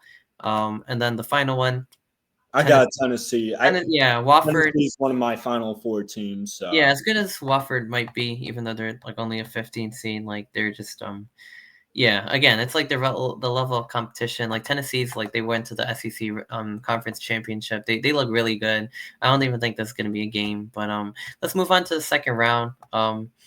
Man, this is like a lot of fun. I'm really glad we decided to do this like We on should while we should recording. get through these fast. Just say who we got Yeah, advanced. yeah, yeah, yeah. We don't have to spend so much time because we still have to do the women's bracket, by the way, too. So, um, but yeah. So on the second round here, Auburn, Louisville. I'm gonna go Auburn. Like I I got think Auburn over yeah, Creighton. Auburn's rolling. So in my bracket, I picked excuse me, A&M taking on the Tritons, UC San Diego. I want to see something crazy happen this March, so I'm gonna go UC San Diego just for the That heck would of be it. awesome. I Because we got said Michigan over Yale. yeah, because we said Yale, right? So at least one upset will happen. I think it ends there. Just spoiler alert when we get to it. Yeah, But Ole Miss taking on Iowa State. I got Iowa State. Ooh man, that's yeah. Iowa State was like one of the best teams in their conference. Ole Miss is like an average team in the SEC. Yeah, Give me like maybe above average, but like still like give me Iowa State, and then give me Marquette versus Michigan State is I got kind of like Michigan. yeah, that's a pretty like sexy matchup for the second round, I would say. But give me Michigan State. They're made for March. Marquette kind of is too, but give me MSU. They're having a good year. Florida taking on UConn. I I think got this is where the road ends for the defending champs. I don't like UConn, so I'm happy to see this. Well, Florida's gonna blast them. Memphis versus Maryland is gonna I be a got very good second round game. I don't know. That's like very hard to predict. I know Maryland's really good and everything. They can make a deep run. I mean, they have like Julian Reese and Derek Queen and their guards. I mean, hmm. Well, okay, I'm reading it right now. The Tigers proved that they can handle a step up in competition during non-conference play, racking up elite wins over Michigan State, UConn, Missouri, Clemson, and Mississippi. Oh wow, so okay. For that reason I might want to go Memphis. Like I wouldn't have a problem with Maryland losing in the second round. yeah. Texas Tech versus Drake. I got Texas Tech. Yeah, as fun as Drake has been, like Texas Tech's been one of the best teams in their conference in the Big 12. So yeah, I think it's the run ends there for Drake. Arkansas taking on St. John's. I Like got this, St. yeah, John's. this is a special year for the Johnnies. As good as Calipari could be, Arkansas is just not quite at that mark. I think. I got Kansas Give beating me St. Arkansas, but John's. then losing to St. John's. That's fair. That's fair. Yeah, St. John's, I think, is going to make a run. Duke, I think, is going to get Cooper Flag back for this game against Mississippi State. I Yeah. think they roll. I'm looking forward to a nice Duke run. Do you, yeah, I don't know. One time when I was younger, I saw this video of them doing like this, the Cameron Crazies thing, and I was just like, this is awesome. I was like, that's why I like them. And this was like way before I realized like about Rutgers and everything. So I was just like, because they did that like every time we touch song or whatever. I was like, this is fire, and they're like running around the place, and they're also really good. They have all these NBA prospects year after year, but Cooper Flag is like a different beast. So they're moving on. Oregon taking on Arizona. I got Arizona. Ooh, man, yeah, that's interesting because I mean Oregon's a decent team too. Former Pac-12 rivals right here. Yeah, give me the Wildcats. VCU taking on Wisconsin. That's I got BYU, Wisconsin, and I Okay. think BYU beats Wisconsin, and do you? Alabama beats Vanderbilt, which Wow. means we Okay, would have Mawat Mag versus Cliff. What? Oh yeah, because he's in from BYU. Yeah, I did mine a little differently. So because I had VCU with the upset bid, but I really like Wisconsin the way they're playing basketball right now. I think they're solid. I'm gonna give me Wisconsin. I mean, they could shoot, like, they have size, like, I think they're going to go a little bit farther. Alabama taking on St. Mary's. As much as St. Mary's is like a good team, that's a tough one. I mean, yeah, like as much as I think St. Mary's is a good team and everything, like Alabama's one of the best in like the rugged SEC. I mean, I think they're the better team here. Wisconsin, Alabama in the Sweet 16 should be a good one. Midwest, Houston versus Gonzaga. These second round matchups are delivering. This is going to be very exciting if this happens. So no more SIU at Edwardsville, and no more Georgia basketball. I don't even know. Like, it's a weird year for college basketball when like the entire SEC makes it. But Houston, I think Gonzaga's a little bit having a slight down season. But even if they weren't, that's the thing. Gonzaga has a Sweet 16 streak going like 17 years or something. But I think Houston's like gonna be too good for them this year. Yeah. So give me the Houston Cougars. Give me Clemson. Oh yeah, right. I forgot I did this. Like, I got Clemson, Purdue. I got Purdue winning. I'm just gonna mess around and change this to like. I wouldn't be surprised if Clemson beat Purdue. Like, no surprise at all. Yeah, I don't know. Like, I wouldn't even be upset if I picked this game incorrectly.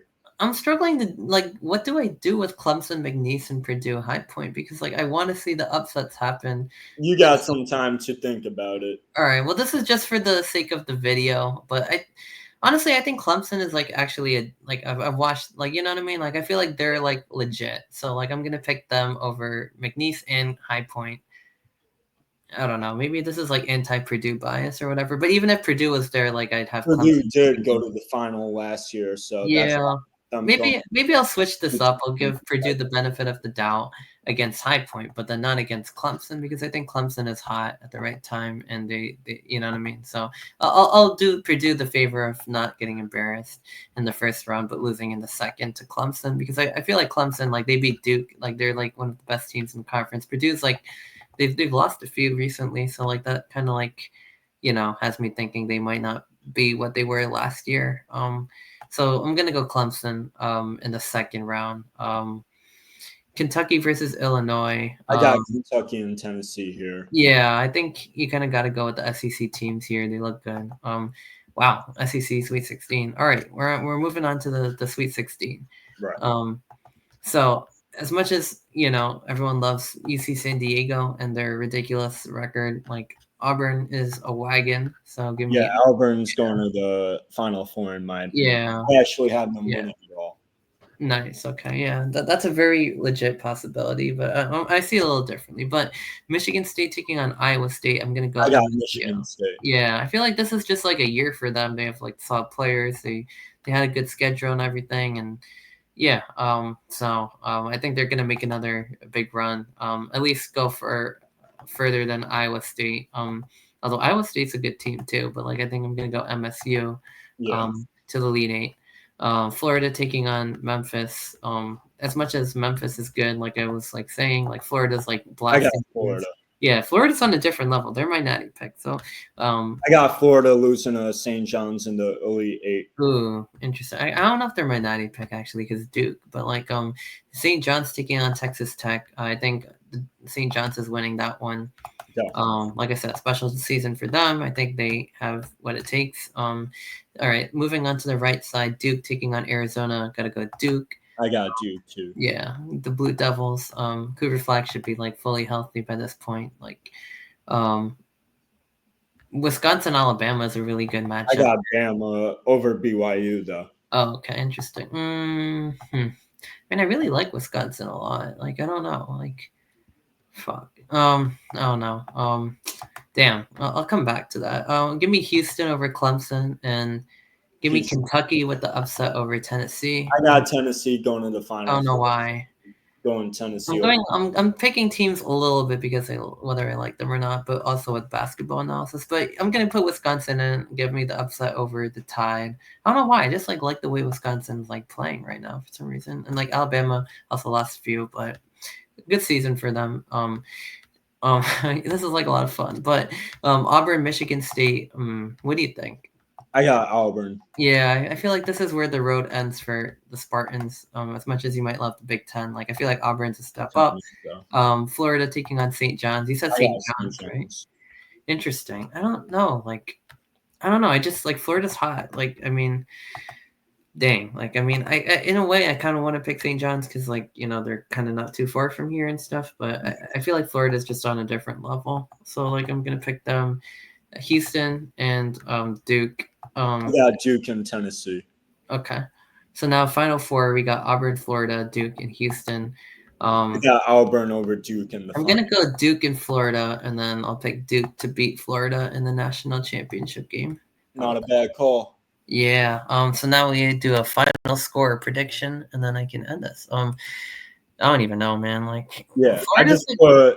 It asked me how many total points will be scored in the. yeah, I think I'm on the. I was gonna I do an just put ESPN 144. challenge, like for like one of the clubs I'm in at Rutgers. Like, I'll make one, but right now I'm doing on the NCAA website. I'm doing Honestly, this I don't on. know. Like, I feel like Florida might be better though. Like, I don't. That's like They might be, yeah. because Duke is like Cooper Flag. They have like I don't know because like the way Florida's playing, like the amount of threes they shoot and like their pace of offense. Like, I mean, they just like won a gauntlet. Like, I don't know. I mean, it could go either way, but I'm gonna go like 84, like 79, like Florida wins because their offense is just like on another level. Like than I've seen against good competition too. Like Duke's been kind of playing a weaker SEC. Like Florida's like blitzing right now. So give me Florida. Um, over Duke. Duke still has a terrific season for the first time because they always seem to fall off in March, and that's very annoying for me since I like them. But I'm going Florida. I liked Duke too in my youth days. Yeah, I don't know. There's just something appealing about them that I like. Like I said, like the video I saw, and also like just their talent level and everything. They're like one of those basketball schools, But yeah, they're a lot of fun. Like I like them. Like especially like when they had like Zion Williamson and they had like Grayson Allen. Like they had like all of that stuff going on. Like that was a lot of fun. But Jason Tatum, yeah, exactly. They had like well, Kyrie Irving went there, right? I think exactly. Yeah, like yeah. All right, so that's the men's bracket. We could do the women's bracket too, and then we'll call it an episode. I'll just fill it out quickly while we're here. Yeah, probably won't spend too much time talking about the. I mean, I guess we could do the same thing like we did with the men's, like some storylines first, and then we'll obviously like teams like UCLA from the Big Ten, USC team, players like Lauren Betts, Juju Watkins, like really good. Yeah, I mean, South Carolina is always very good. They have, Chloe Kitts. They have Malaysia Fulwiley. Like they're all led by Don Staley. That's gonna always be a tough out for any team. Don Staley is a great coach. Great coach, yeah. And then Texas, the other one seed. UConn is in USC's region, I believe. They're with Paige Beckers. They're gonna be making a run. That should be interesting as well. They're a very solid squad. A lot of these Ivies are in it. A lot of these like mid-major teams also in the on the women's side. FDU from New Jersey, making it as a Yeah. 15. Shout out. Also Grand Canyon. Shout out, to a terrific season by Molly Miller and Grand Canyon's women's team. Yeah, she does look like Livy Dunn a lot, which is kind of crazy, but the very, very solid team. I might just have to pick an upset, just like maybe just for that reason. I don't know. We'll see. But either way, Grand Canyon, on the men's and women's side, like making it to the tournament.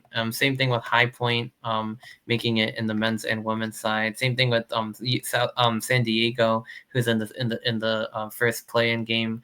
The Tritons going against Southern, but obviously I think UCLA's can take the cake. Florida Gulf Coast, I know they've always like kind of been like the best in their conference. South Dakota State, I think, is a sneaky team. A lot of these, like a lot of good teams like in this mix here, but like really good like records, but like yeah, South Dakota State 29-3. That's like ridiculous. FGCU 30-3. I mean, a lot of these like teams are like the best in their conference by like a long margin too. So it's like it's interesting. We'll see how they play up to their competition. But I don't know. I'm gonna definitely pick some upsets. Obviously, the Big Ten loaded with teams like Indiana, Maryland, Oregon. Then of course Duke on the women's side.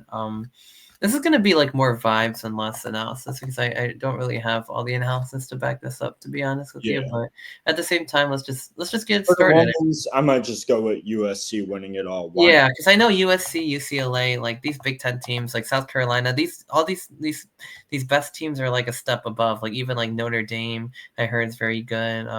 Like Texas, yeah, South, yeah, of course, UCLA, USC, UConn, like all these teams are like a step up, above everyone else.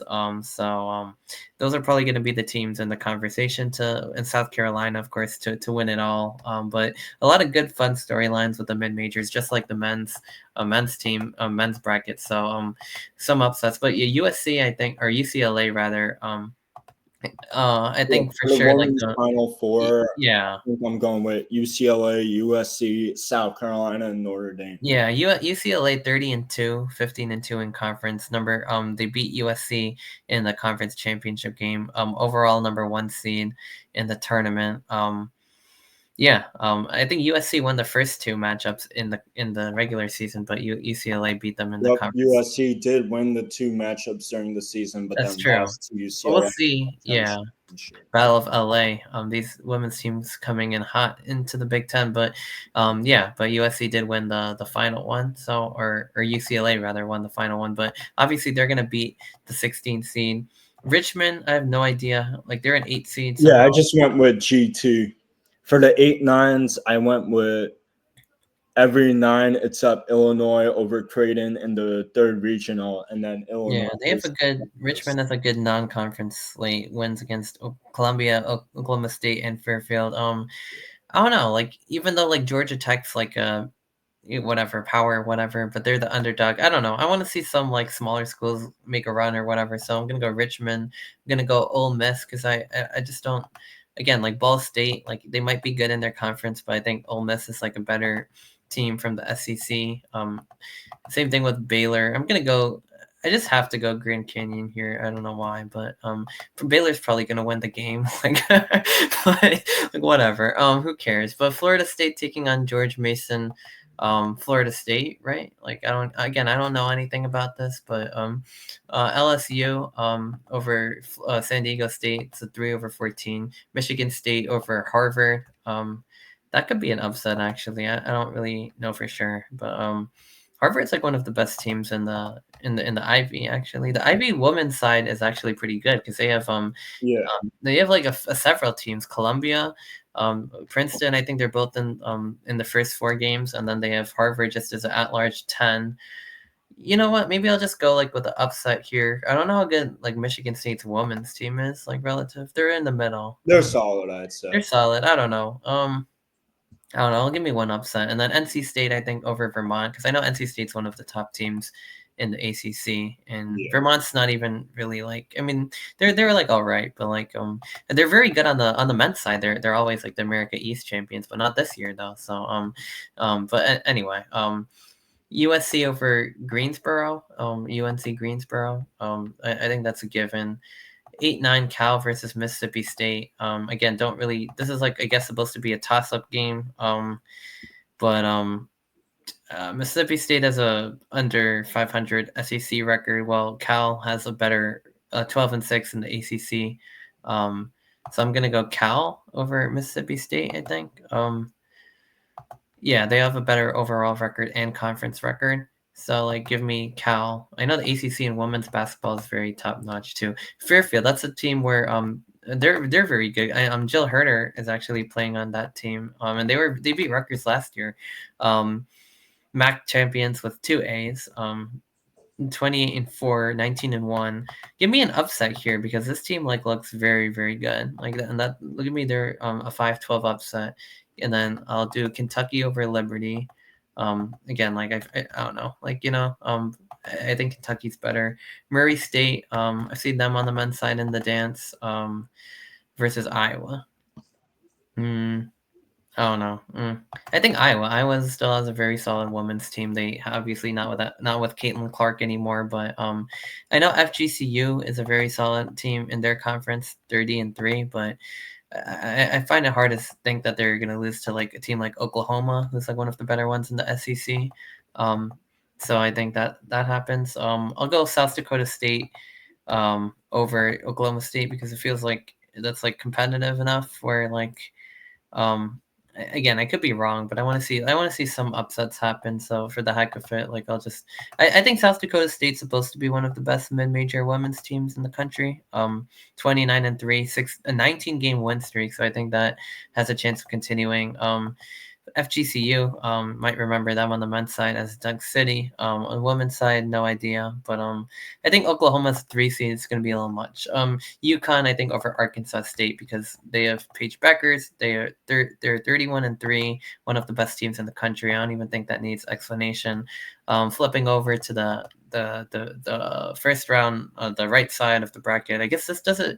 Women's, they do it in pods. It's like they have host sites for the regions or something like that. Like the top 4 seeds, I think each host their region. Yeah, it's on the campuses of yeah, schools, I think. Yeah, right. It's different from like men's where like they're all neutral site.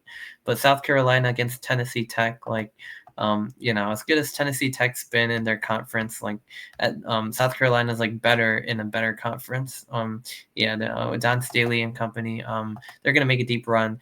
Utah versus Indiana. This is like one of those toss-up games.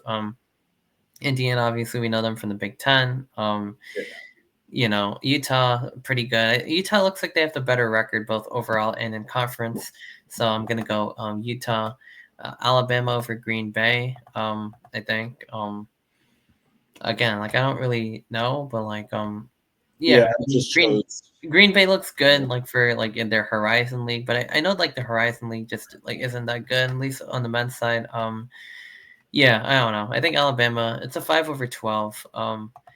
I don't know. I don't really see it with Green Bay like being able to upset like a team like that good because that's like a little bit of a stretch. So like I don't really see anything that points in that direction. So it could be, but like again, like this is like a different level of competition. So I'll go Alabama, I'll go Maryland, kind of for the same reason. West Virginia, I think, takes that one over the 11 seed play-in matchup versus which includes the Big Ten team Washington, Columbia. I think West Virginia as a 6 is the better team. North Carolina, same thing.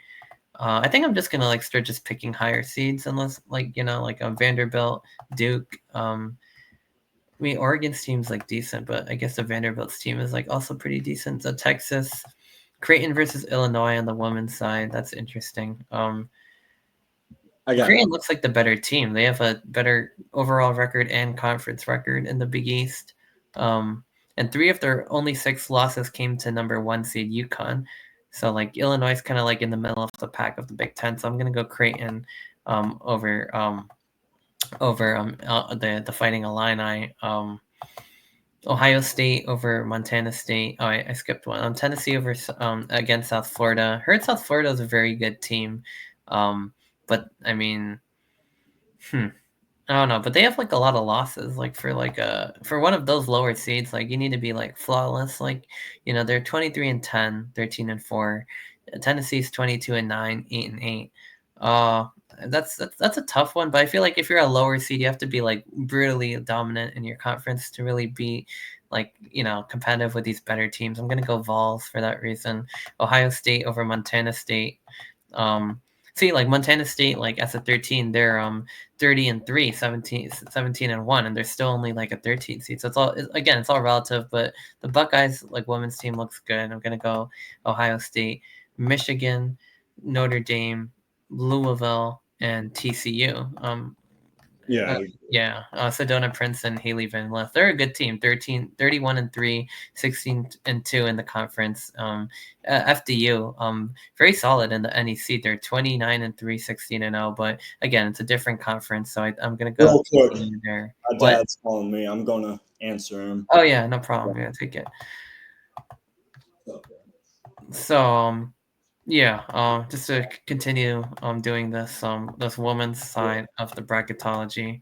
Um, Gonna go UCLA over Richmond, Ole Miss over Grand Canyon, LSU, NC State, Southern California taking on California. That's actually a very interesting matchup for sure. But I'm gonna take USC. I'm gonna take Kentucky. I guess the run ends there for Fairfield.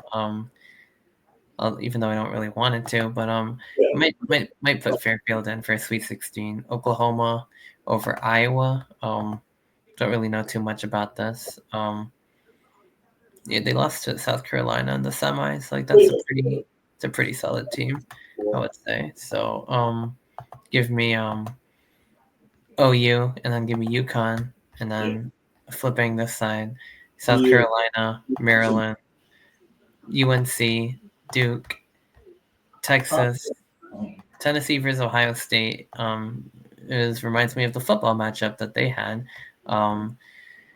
Ohio State looks like a better team, to be honest, both in conference and overall record. So I'll go Buckeyes. Michigan taking on Notre Dame. I think Notre Dame's a better team. They're one of the top in the entire country.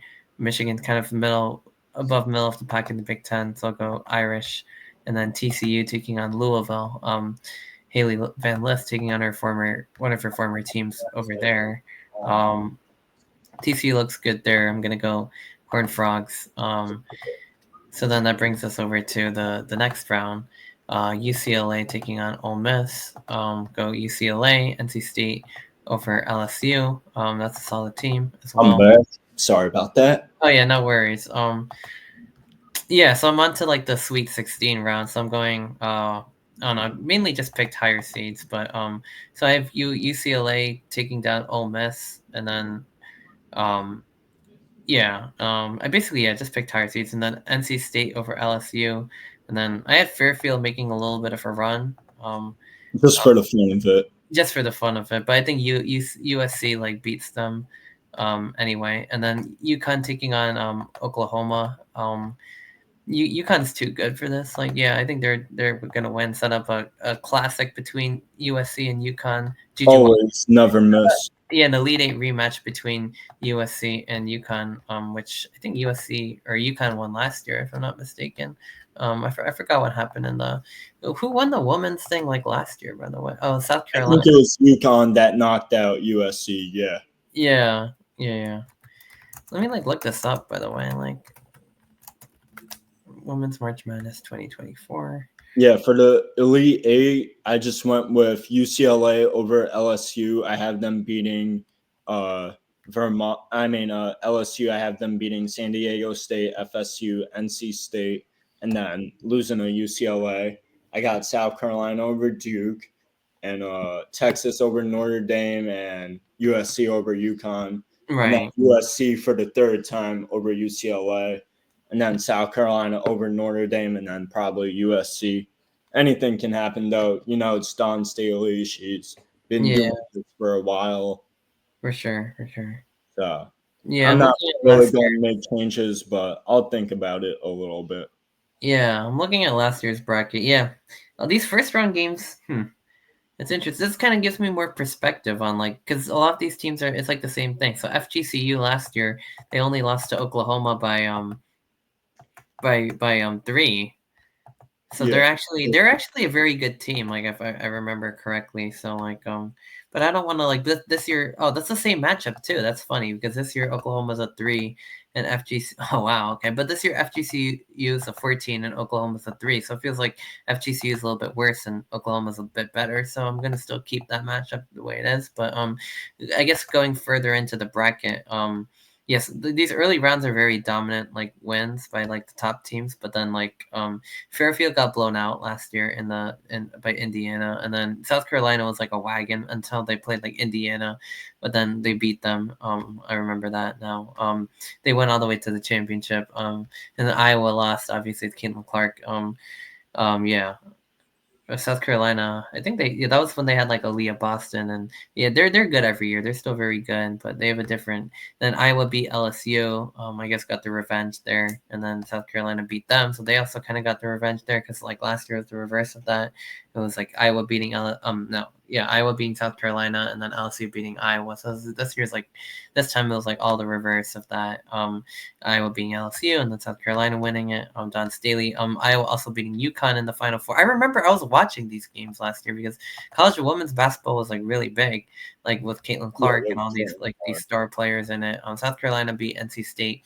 Iowa beat UConn in a Final Four game that went down to the wire. Caitlin Clark versus Paige Beckers, and then South Carolina beat Iowa. So yeah, no, a lot of fun. I guess back to our bracket that we're doing this year. Now that we're caught up on women's college basketball a little bit more than we were before. It's still basically like kind of like the same thing I like predicted. Like these higher seeds, even more than the men's game, are just like way more better and dominant, I would say.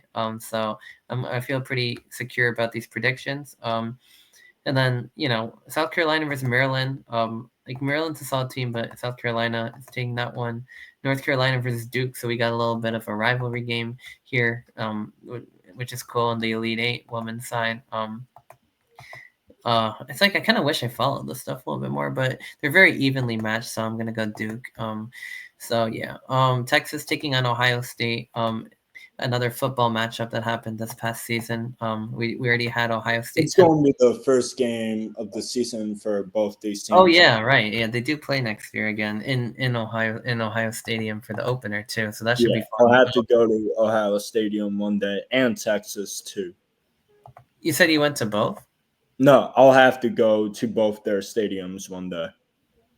Oh, for sure. Yeah, no, me too. I want to see both of them, especially like Ohio State. All the big ones. I want to go to a whiteout game in Happy Valley too. Like I have like a bucket whiteout list. game at night versus a big time team. That's exactly. I got to check out. Yeah, for sure.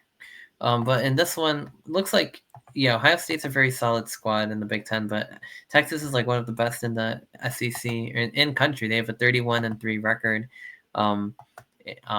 Which is pretty solid. So obviously, I'm gonna have to pick Texas and against Ohio State, and then Notre Dame versus TCU. TCU is like a wagon this year, but so like Notre Dame's also very good. So like Notre Dame did beat USC earlier in the season. Oh wow, yeah, right. Man, I don't. It's like I want to like pick TCU, but like I feel like Notre Dame's probably gonna win it. Yeah, I got Notre Dame. All right. Yeah, I probably pick Notre Dame. Okay. So then UCLA versus NC State. I think UCLA is like the better team here, and like obviously I got UCLA over LSU. Yeah, and then in my bottom side of the bracket, I have this one right, USC versus UConn. This is interesting. USC this time. Yeah, I think this is going to be like one of the games of the tournament if we get here. So I'm going to go USC as well. Get the revenge on the Huskies. Then I'm going to switch over to TCU just because. I don't know. I don't know why. Like the combination of Van Lith and then Sedona Prince, I guess maybe. But either way, I think Texas, and also it's going to set up an in-state rivalry in the semis. I'm going to go Texas over here. And then our final one, South Carolina versus Duke. This isn't men's basketball, so I'm going to go South Carolina. And then in the final four, we have a W. We have a W. We do have a W. We have four of the best teams in the sport. We have UCLA versus USC, so the Battle of LA for the I got first time this season. Um, Man, that's like tough. Like, oh my god, because like, so what happened in the regular? So USC won the first two, and then UCLA won the conference, right? The exactly conference the championship. conference championship So this game. is like this one's for all the marbles though. So I got USC. yeah, I mean I feel like with Juju Watkins and they also have like some other players that are like pretty good too. Like they have good post presence just like UCLA does. I'm forgetting the name is like slipping out of my brain, but I'm gonna go USC. And then South Carolina. So battle of the USCs, like Yeah, and USC versus U of SC. right, exactly. No, yeah, it's the battle for who is the real SC. Yeah, Yeah, Southern California versus South Carolina. I'll probably go USC. Juju Watkins. Yeah, I think so. I think Juju Watkins and company, they're gonna bring one home for the Big Ten. It'll be a great game no matter what. Oh, for And sure. South Carolina is always gonna be in it. I don't yeah, know how high scoring this one's gonna be or not, but like, I just put 144 total points. Why not? okay, I'll just go like 88 to 80. I feel like that sounds like about right. Yeah, sounds about right. Cool. Well, this has been like a lot of fun actually. Yeah, this did take a long time. I know. Yeah. It's No what. problem though. It's us talking sports. Yeah, and doing two entire March Madness brackets and talking about all like 156 teams or so, like whatever Yeah, on both sides of the bracket, at least in some way, shape, or form. Like, at least giving them their shout outs and picking who's going to win, and that's what's all about this time of year: bracket challenges, March Madness. we'll Rec- definitely talk about what happens and oh, like for sure. We're gonna do week by week, and that's gonna be more fun because then we're gonna get to see what goes on, and yeah, yeah. So, but Rutgers basketball, um, disappointing. disappointing. NFL, exciting, free agency, Most and then of definitely. It's course, always a good yeah, time. yeah, it's always a good time. And then of course NBA playoffs. I talked a little bit NBA, That's gonna be soon. and then Stanley Cup playoffs as well. Like that should Hey, be hockey exciting. playoffs are so much better than Oh, the they regular are. season. Yeah, and yeah. I mean, we'll see what happens in the Stanley Cup playoffs. Panthers look good. The Devils are down Jack Hughes, unfortunately, but they're Yeah. kind of in. They're still in the mix. The Caps are like sizzling. Ovechkin's chasing Gretzky in the most goals of all time, so that's exciting. Hurricanes are in second. Devils in third right now in the Metro. In the West, the Jets at the top of it. Stars, Avs, Golden Knights, Oilers, Kings are the We'll top three. discuss the Um, playoffs when they come yeah, up. we'll definitely talk about the playoffs. This is a little bit of a standings update, but yeah, Atlantic is Panthers, Lightning, Maple Leafs, Metro, Caps, Hurricanes, Devils right now, and then Senators in the wild card spot. Looks like the Rangers might have the other one at the moment. Yeah, West is yeah, Rangers haven't had a great season, but they still got a chance. They just got to win the yeah, they got rest. to put some wins together, and then the West obviously Jets, Stars, Avs, and then Golden Knights, Oilers, Kings, wild cards right now would be held by Minnesota Wild and the Vancouver Canucks, but or maybe the Blues. They're both tied, but we'll see. We'll talk about NBA playoffs, Stanley Cup playoffs when they come next few weeks. March Madness as each round goes by. We'll talk about that. Same thing with the playoffs and NBA and NHL. But I'm looking forward to discussing like each round of the tournament as it goes on, so we can Definitely will, yeah. we can review each week as a whole, both on the men's and women's side. Obviously, probably spend more of the time on the men's side, but also the women's side as much as we watch it. But yeah, no, this has been a good episode to cover at the end of the year for Rutgers. Yeah, we covered everything well, I said. Exactly the WNIT free Took a agency. long time, but totally Yeah, worth it. exactly. We covered the Rutgers basketball seasons, the WNIT for Rutgers, and in general, all the college basketball tournaments. And of course, we talked about NFL free agency and broke down and did entire brackets for both the men's and women's side. So, with that being said, we'll see you next week after the first round of action. Enjoy one of the best sports weeks of the year, Thursday to Definitely. Sunday. Yeah, College this is the basketball best wall to time for wall from sports. 12 to March 12. So Madness. enjoy that. followed by the NBA, Exactly, followed by the NHL. NBA and NHL Then you're playoffs. just stuck with baseball for the summer. I know And that's gonna sometimes. be the worst. That's gonna be the worst thing. Yeah, But baseball's still good. But like, I mean, yeah, no, enjoy like wall to wall basketball for the next from Thursday to Sunday, and we'll get back to you after that to recap week 1 of March Madness and I guess preview the Sweet 16 Elite 8 stage. So in the meantime, this has been episode 82 of SportsVibe with Eliot Katsnelson. thanks for having me on. Enjoy the Yeah, you're welcome, of course. Enjoy the basketball, enjoy March Madness, and as always, we'll see you next time. We'll discuss the game soon. I'll Yep, see you. Have a for great sure. rest of your day. Peace. Peace.